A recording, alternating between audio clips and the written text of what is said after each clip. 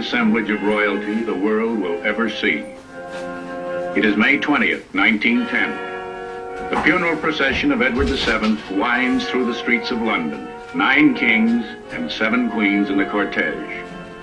Hohenzollerns, Habsburgs, Romanovs, and Ottomans. Princes, archdukes, grand dukes, and dukes. Brothers, uncles, nephews, and cousins.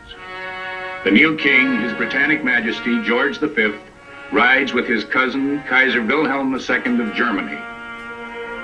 The king whose wife is a cousin of King George, Alfonso XIII of Spain. An archduke whose assassination will plunge the world into war, Franz Ferdinand of Austria-Hungary. A prince of Austria's bitter Balkan enemy, Alexander of Serbia. The hour is late. The Holocaust is near. It will mean doom for the dynasties.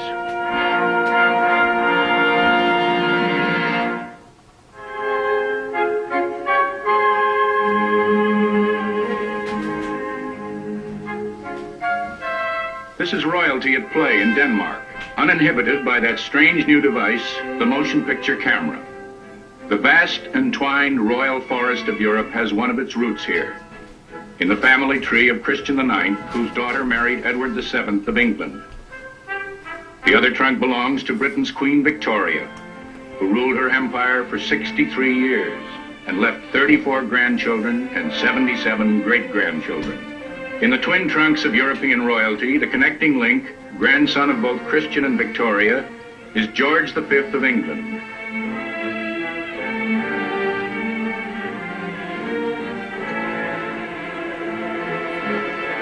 George is married to his second cousin, Mary, who has borne him 5 sons and 1 daughter. 2 of the sons will be kings, Edward VIII, who will abdicate for the woman he loves, and George VI. The Hanovers of England are cousins of the Romanovs of Russia. The first cousin of George V is the Emperor of all the Russias, His Imperial Majesty, Nicholas II. He becomes Tsar in 1894, marries a German princess. They have 5 children, 4 giddy girls, and a boy, Alexis, who suffers from hemophilia. The Tsarina, Alexandra, whom the Tsar calls Sonny, is a granddaughter of Queen Victoria and a cousin of Kaiser Wilhelm of Germany. Through her, the Romanovs of Russia are related to the Hohenzollerns of Germany.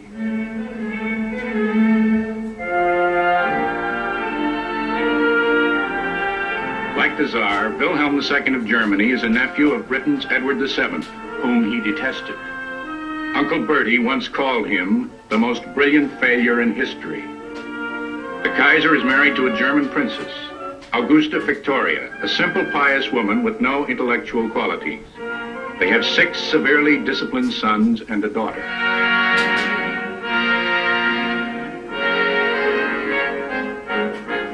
George V, Wilhelm's cousin, is a man of empire.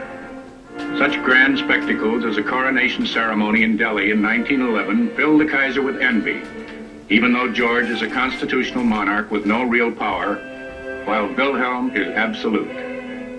Another source of rivalry is the British fleet, greatest in the world, in which George has a profound interest, and for which Wilhelm has a consuming jealousy.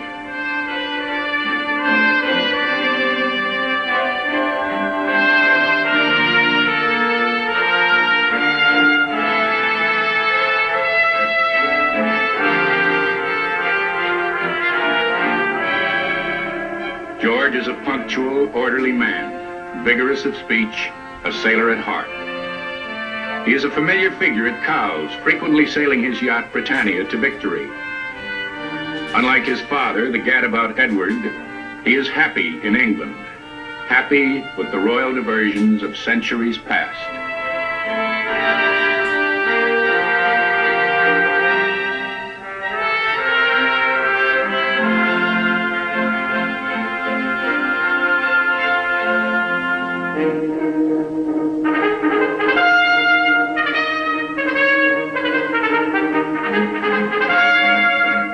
In Russia, the Tsar retreats into the safe, frivolous world of family and court, oblivious to the seething ferment of his land.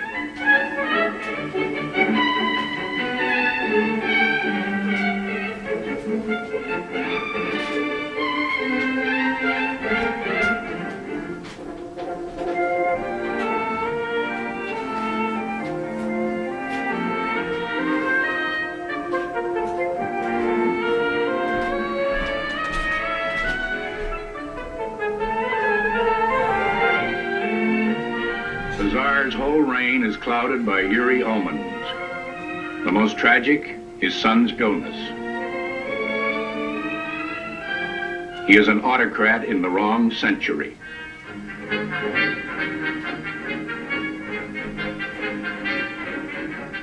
Kaiser Wilhelm II of Germany is a different sort. Born with a severely deformed left arm, the result of a doctor's mistake during delivery, he spends his life hiding it from the world and overcompensating for it. Strong and strenuous, he loves the bluff camaraderie at his East Prussian estate and that carefully arranged slaughter, the stag hunt.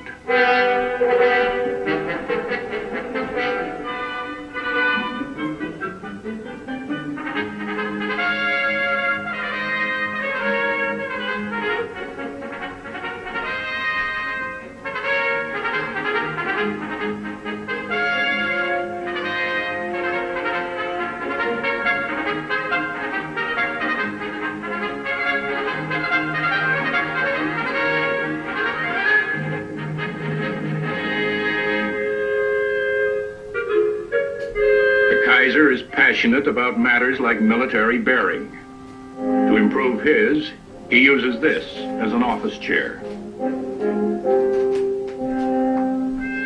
He has 12 full-time valets and more than 200 uniforms for every occasion. He wears an admiral's uniform to the aquarium and has been known to change into a British uniform to eat plum pudding.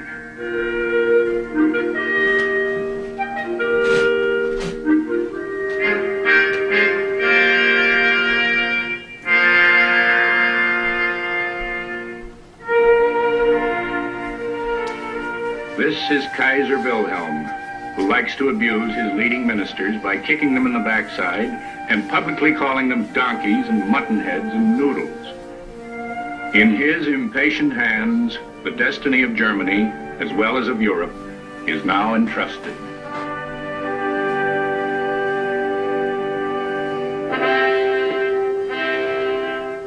Europe before the war bursts with energy, and royalty sets the pace. Crown Prince Friedrich Wilhelm, the Kaiser's son, goes bobsledding, and the imitators, aristocrats and nouveau riche, follow suit.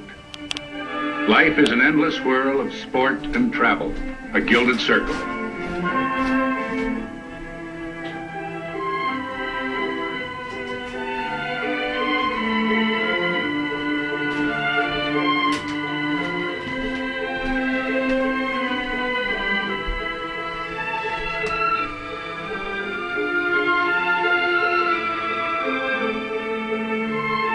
The automobile has arrived. The Kaiser is fascinated by these new inventions, and Germany, with its dynamism, is quick to exploit them.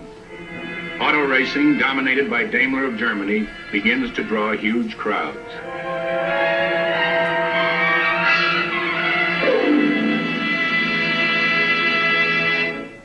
The airplane, an American invention, gains its first real acceptance in Europe. The Kaiser takes a keen personal interest ever since attending the first flying demonstration in Germany in 1909. He has encouraged Count Ferdinand von Zeppelin to build a 420-foot airship, first flown in 1900. All forms of lighter-than-air, particularly balloons, now become enormously popular among the international set. Reports Vogue in 1909, with the wealthier French women, ballooning is the fad of the hour. As a sport, it has replaced motoring, which is now considered slow and passé. The hostess need not ask her guests if they fly. It is taken for granted that they do.